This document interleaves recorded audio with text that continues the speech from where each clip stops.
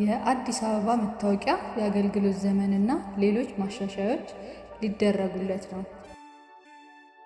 የከተማዋ የሲቪል ምዝገባና ነዋሪነት አገልግሎት ኤጀንሲ እንዳስታወቀው በቀጣይ ወራት በስራ ላይ ያለው የነዋሪነት መታወቂያ ይዘት፣ የአገልግሎት ዘመን እና የገጽ ዲዛይን ከተማዋ ያለችበትን ደረጃ በሚመጥንና ፋይዳን መሰረት ባደረገ እንዲሁም ሁሉን አቀፍ አገልግሎት የሚሰጥ ስማርት ካርድ አድርጎ ለማሻሻል ዝግጅት እያደረገ እንደሚገኝ አስታውቋል።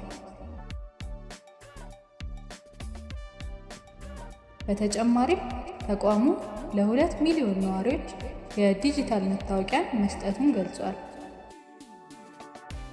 ይህ የመታወቂያ የዲጂታል ምዝገባ የነዋሪነት ባዮሜትሪክ መረጃን ያካተተና ከ35 በላይ ለማስረጃነት ጥቅም ላይ የሚውሉ የግለሰብ መረጃዎች የሚመዘግቡበት ስርዓት መሆኑን ይጠቁማል።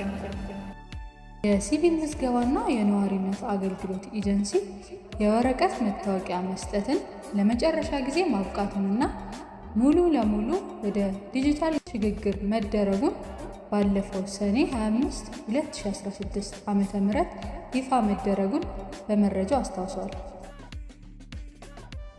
በተቋሙ የወሳኝ ኩነት ምዝገባን ጨምሮ በጠቅላላው ወደ 3 ሚሊዮን የሚጠጉ ነዋሪዎች መረጃ በዲጂታል ምዝገባ መረጃ ቋት ውስጥ እንዳለ አመላክቷል።